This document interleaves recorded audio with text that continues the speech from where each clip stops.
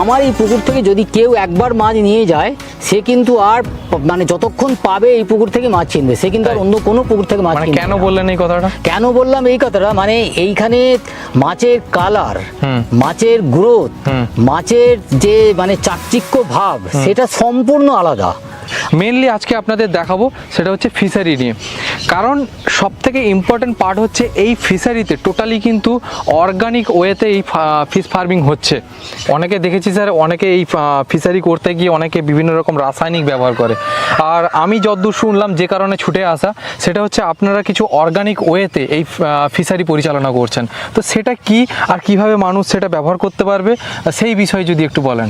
সেই খাবারটা মানে আমাদের এখানে সাধারণত আমরা জানি যে খাবারটা কিনে খাওয়ায় সেটা হচ্ছে ফ্লোটিং ফিড অথবা সিঙ্কিং ফিড। আচ্ছা, ফ্লোটিং ফিড এবং সিঙ্কিং ফিড, ওরা প্রোটিনের মান অথবা কোম্পানির নাম অনুযায়ী ওটা ধরুন এক একটা কেজির দাম পড়ে মোটামুটি ধরুন 35 টাকা থেকে 40, 50, 60, 70, 80, 90 টাকা পর্যন্ত কিলোগ্রাম পড়ে। আচ্ছা, ওই খাবার খাইয়ে, যত ভালো খাবারই খাইয়ে হোক, ওই খাবার খাইয়ে কিন্তু আমরা খুব একটা ভালো রেজাল্ট করতে পারবো। শুধু আমি খাবার দিলে হবে না, শুধু ভিটামিন দিলে হবে না, পুকুরের যাতে উপযুক্ত মাত্রায় ন্যাচারাল উপায়ে প্ল্যান্টন তৈরি করতে পারা যায়, সবুজ কণা তৈরি করতে পারা যায়, তার জন্য ব্যবস্থা নিতে হবে। আচ্ছা, পুকুরে যাতে উপযুক্ত মাত্রায় জু প্ল্যান্টন তৈরি করা যায়, তার জন্য ব্যবস্থা করতে হবে। এবার প্ল্যান্টন আর জু প্ল্যান্টন কিন্তু একটার সঙ্গে একটা নির্ভর করে। প্ল্যান্টনও মাছ খাবে, জু প্ল্যান্টনও মাছ খাবে, কিন্তু মাছের সবচেয়ে ভালো বারটা যেটা হবে সেটা কিন্তু জু প্ল্যান্টন খাইয়ে।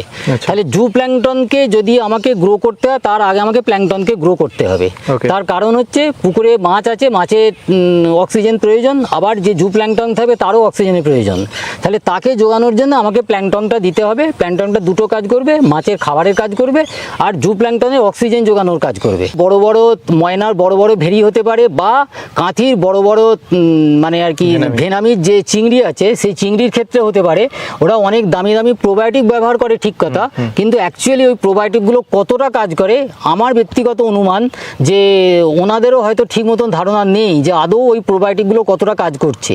তাহলে ওই প্রোবায়োটিকগুলো আমি তো চাইবো যে যদি আমাদের এই প্রোবায়োটিকটা অন্তত কিছুটা ব্যবহার করে, তাহলে অন্তত বুঝতে পারবো যে ওইখানেও অন্তত এই প্রোবায়োটিকটা ওইভাবে কাজ করে ওদের সমস্যা অনেকটা মিটবে বলে আমার মনে হচ্ছে। তার কারণ এই প্রোবায়োটিকটা টোটালি অ্যাক্টিভ প্রোবায়োটিক।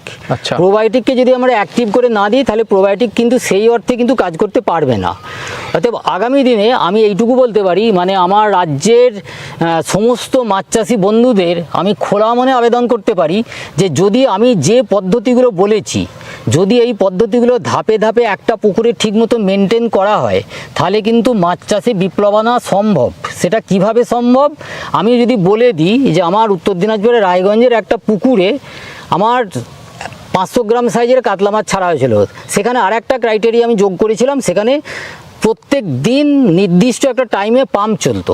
আচ্ছা, মানে মাছগুলোকে খেলাবার জন্য বা অক্সিজেনের জন্য পাম্প চলতো। ওই ক্রাইটেরিয়া যদি আমি যোগ করি, ওখানে আমি এত ভালো রেজাল্ট পেয়েছি যে আমিও হয়তো অতটা ভালো আশা করিনি, কিন্তু পেয়েছি। মানে ধরুন 500 গ্রাম সাইজের কাতলা মাছ এক মাসে 1 কেজি সাইজ হয়েছিল। এক মাসে 1 কেজি সাইজ হয়েছিল 500 গ্রামটা, শুধুমাত্র অর্গানিক। অর্গানিক মানে আমি আপনাকে সেই জন্য বলতে চাইছি যে প্রত্যেকে যদি তার সীমা ছাড়িয়ে যদি একটুখানি মানে আর কি যারা এই ব্যাপারটা নিয়ে জানে তাদের সঙ্গে আমাদের সঙ্গে যদি যোগাযোগ করে, আমরা এইটুকু বলতে পারি যদি এই পদ্ধতিগুলো মেনে চলে, তাহলে কিন্তু মাছের যে এরকম গ্রোথ হওয়া সম্ভব, এটা কিন্তু অনেকেরই ধারণা নেই।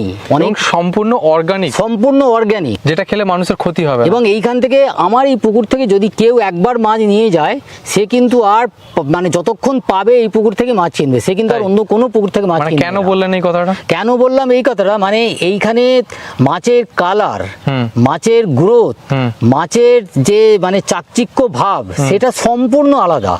আমি আশা করব যে পশ্চিমবঙ্গের যারা মাছ চাষ করে তারা আমাদের সঙ্গে এসে মাছ চাষে আমরা একটা সবাই মিলে বিপ্লব করি, সেইটা আমরা দেখাই যে মাছ চাষে খাবার এবং প্রোবায়োটিকে আমরা কি করতে চলেছি, আগামী 2 মাসের মধ্যে আমরা কোথায় যেতে চলেছি। যারা লাখ লাখ টাকা ইনভেস্ট করে দিচ্ছে খাবার রাসায়নিক পিছনে, ওনাদের কাছে তো এটা মনে হবে গল্প।